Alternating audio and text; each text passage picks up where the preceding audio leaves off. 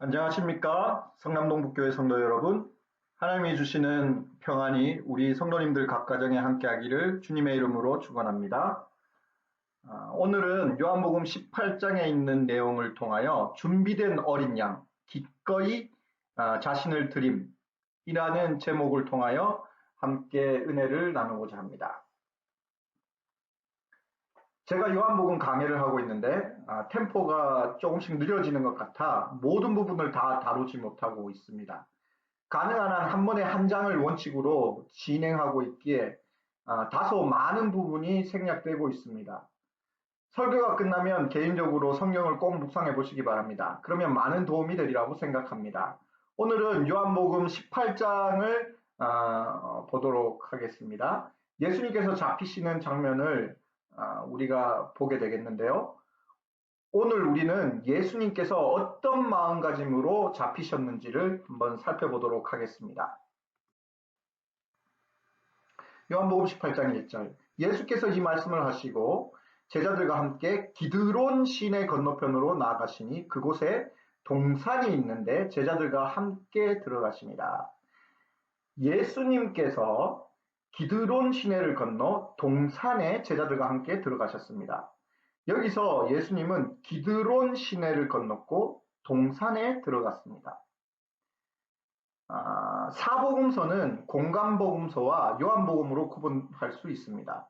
마태, 마가, 누가는 같은 관점으로 복음서를 기록했다고 해서 공간복음이라고 부르죠.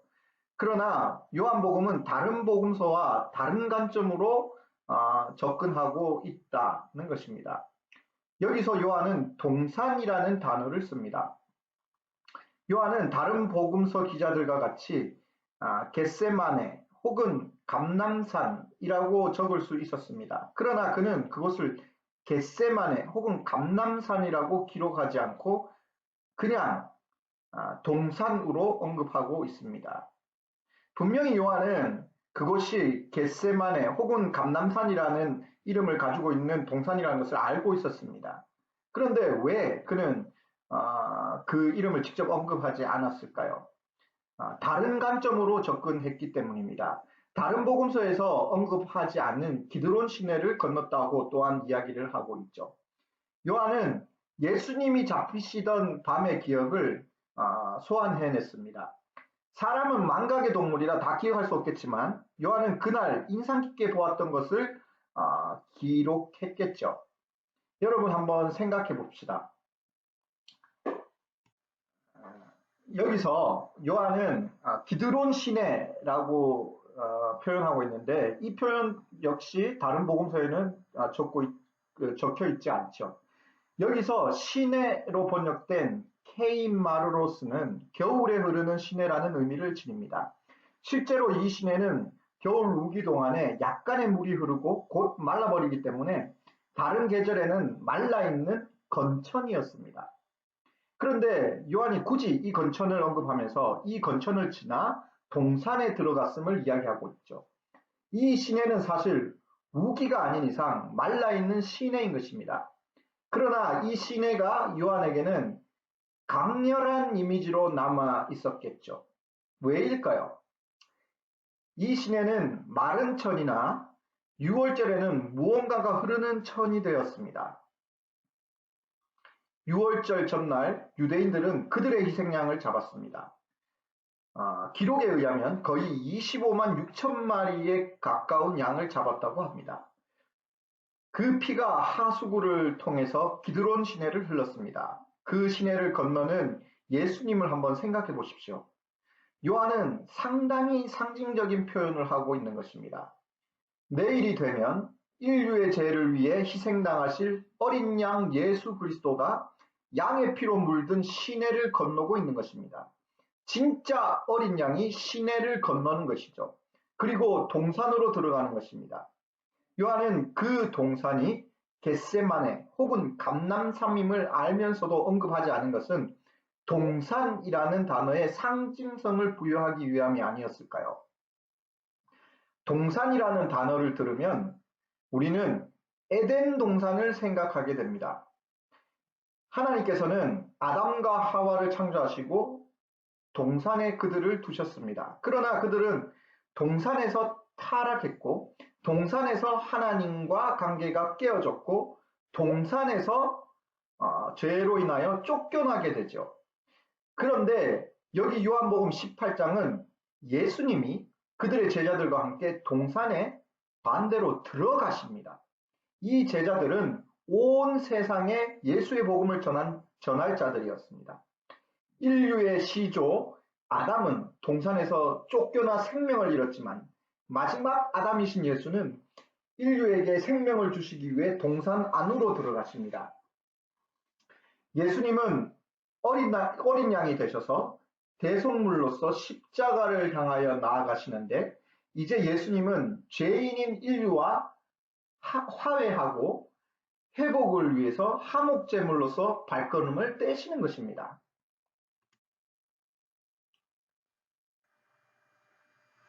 그리고 그분은 기꺼이 발걸음을 옮기셨습니다. 동산 안으로 말이죠. 요한복음 18장 11절 예수께서 베드로더러 이르시되 칼을 칼집에 꽂으라. 아버지께서 주신 잔을 내가 마시지 아니하겠느냐 하시니라. 예수님은 그를 지키려는 베드로에게 아버지께서 주시는 잔을 마셔야 함을 이야기하십니다. 요한은 다른 복음서와 다르게 예수님의 겟세마네의 피땀 어린 기도를 언급하지 않습니다. 예수님은 겟세마네의 기도에서 이렇게 기도하셨죠. 마태복음 26장 42절 내 아버지여 만일 내가 마시지 않고는 이 잔이 내게서 지나갈 수 없거든 아버지의 원대로 되기를 원하나이다. 마태는 이렇게 예수님의 기도 내용을 언급합니다.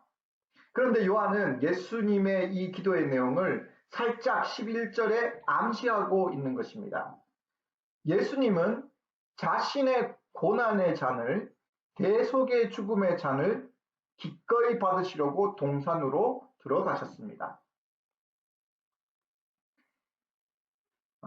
여기에 보면 예수님은 자신도 알고 자신을 팔려고 하는 유다도 잘 알고 있는 것으로 같다고 언급하고 있습니다. 요한은 그 동산에 대하여 예수님이 자주 가시는 곳이었다라고 말하죠. 그리고 유다도 그곳을 알았다고 기록합니다. 그곳은 가끔 예수께서 제자들과 모이는 곳이므로 예수를 파는 유다도 그곳을 알았더라. 이것은 요한이 무엇을 의도하고 쓴 것일까요? 예수님은 제자들 모두가 잘 알던 장소, 특히 자신을 잡으려고 오는 유다도 잘 아는 장소에 일부러 갔다라고 독자에게 암시하는 것이 아닐까요? 그렇습니다. 예수님은 기꺼이 죽음의 길로 발걸음을 옮기시고 계시는 것입니다. 제가 기꺼이라는 단어를 쓰고 있는데 예수님은 자신의 죽음을 알고도 갔다는 것을 강조하기 위함입니다. 우리는 이렇게 생각할 수 있습니다. 그것이 그렇게 중요하고 대단한 것이야? 예, 그것이 그렇게 중요하고 대단한 것입니다. 제가 한번 설명해 보도록 하겠습니다. 군대 갔다 온 남자들에게 다시 군대 갈래? 라고 이야기를 했을 때 대부분의 사람들이 미쳤냐고 이야기를 하죠. 군대 이야기를 할 때는 무용담처럼 막 다른 사람에게 늘어놓지만 다시 경험하고 싶지는 않는 것이죠. 저도 신앙 때문에 받았던 고통들을 생각하면 다시 군대에 가고 싶지 않습니다. 어떤 것을 알고 그 길을 간다는 것은 상당히 힘든 것입니다. 예수님이 죽음의 길을 선택해서 가는 것을 일반적인 죽음과 독일선상에서 바라보면 안 되는 것입니다. 때로는 많은 사람들이, 예수님과 같은 고난을 당한 사람은 많아. 예수님과 같은 희생을 당한 사람은 많아. 이렇게 이야기를 합니다. 그러나 예수님의 죽음, 그것은 사망의 건세가 무엇인지를 예수님은 알고 그 죽음의 길로 향하셨던 것입니다. 그래서 예수님은 겟세마네 동산에서 피땀 어린 기도를 하시는 것입니다. 칼뱅은 그 예수님을 향하여 이렇게 표현합니다. 그는 우리의 연약을 홀로 짊어지시고 멸망의 땅에 던져진 자기 백성을 다시 일으키고자 혈투를 하셔야만 했다. 이런 길을 기꺼이 걸어가신 것입니다. 그분은 사망의 권세, 둘째 사망의 권세가 무엇인지를 알면서 처절하게 몸부림치며 가셨던 것이죠.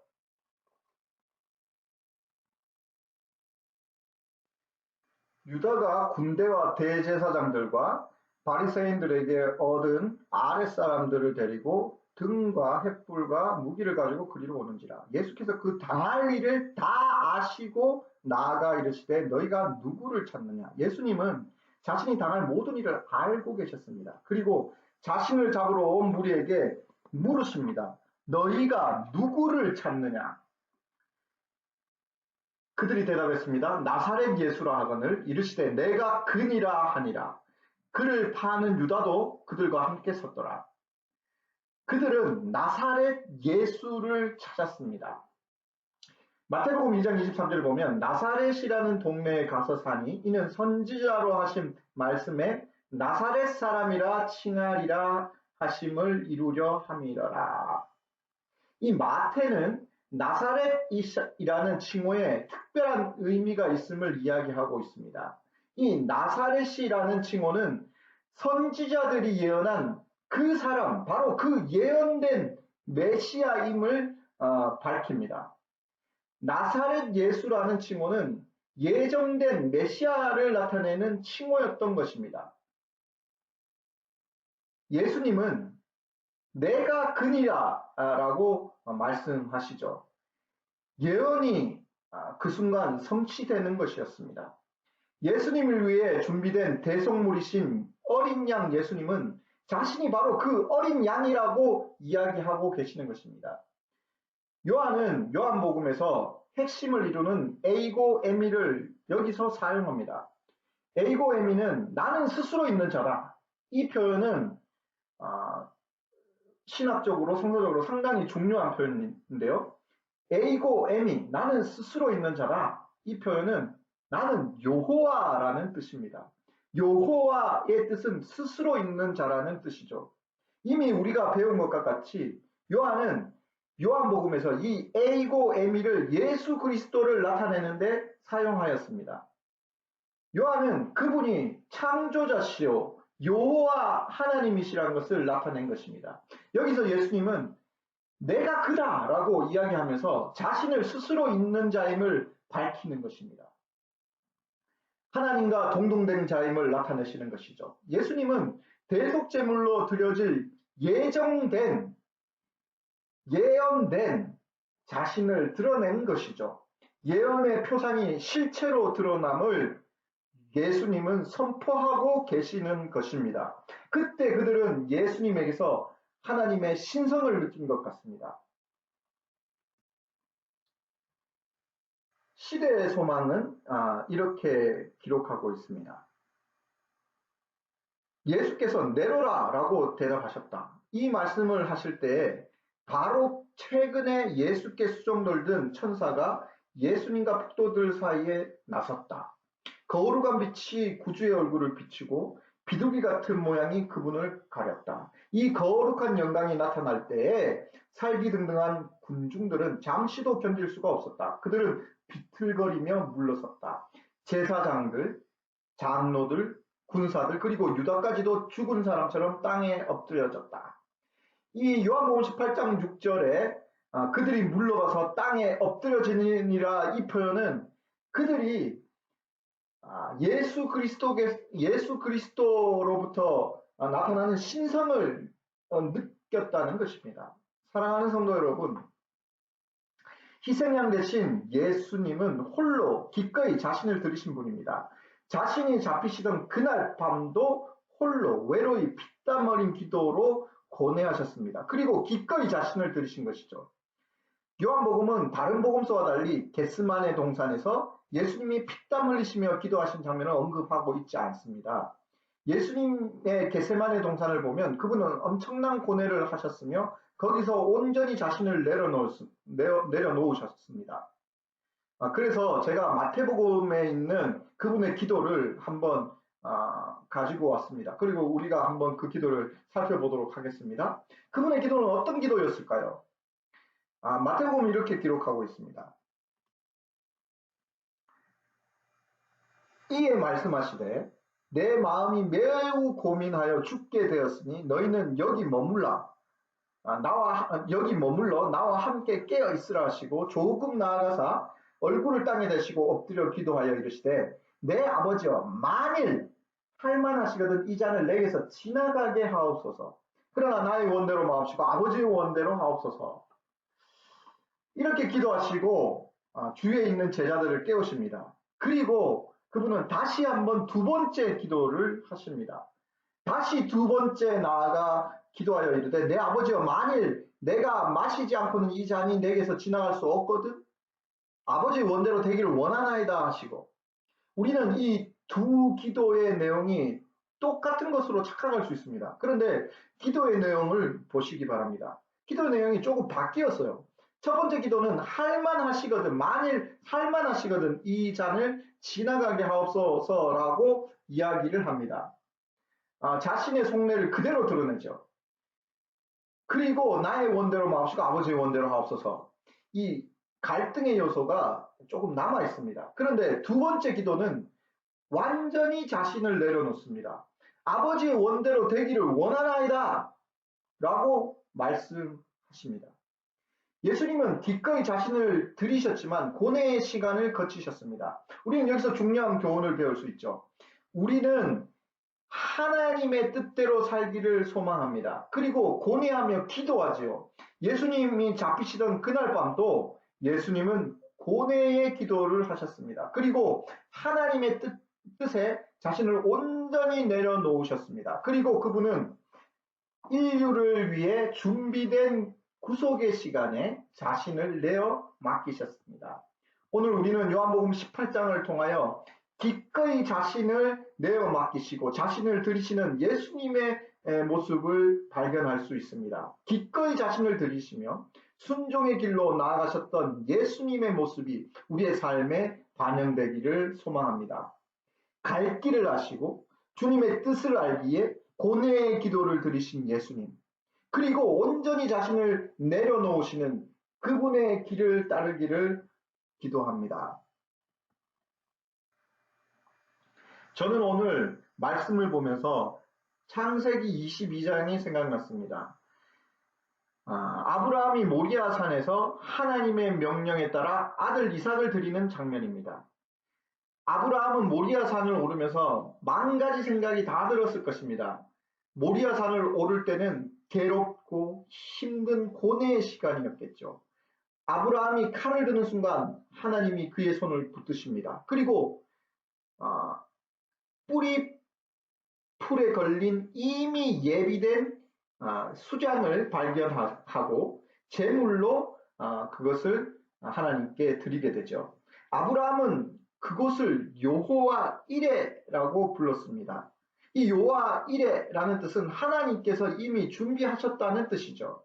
오늘 이 시간 온 인류의 대속을 위해 이미 준비된 예수 그리스도를 생각하시는 시간이 되었으면 좋겠습니다. 그리고 그분의 은혜를 깊이 묵상하는 시간이 되었으면 좋겠습니다. 많은 사람들은 모리아 산을 오르는 아브라함을 묵상하기를 좋아합니다. 또한 이 장면에서 사람들은 아브라함의 믿음과 순종에 초점을 맞춥니다. 오늘은 좀 다른 시점에서, 다른 관점에서 이 장면을 보기를 원합니다. 모리아 산을 내려오는 아브라함을 한번 생각해 보시기 바랍니다. 이미 준비된 양을 주님께 드리고 산을 내려오는 아브라함의 마음은 어떠했을까요? 마음이 홀가분하고 날아갈 듯 했겠죠.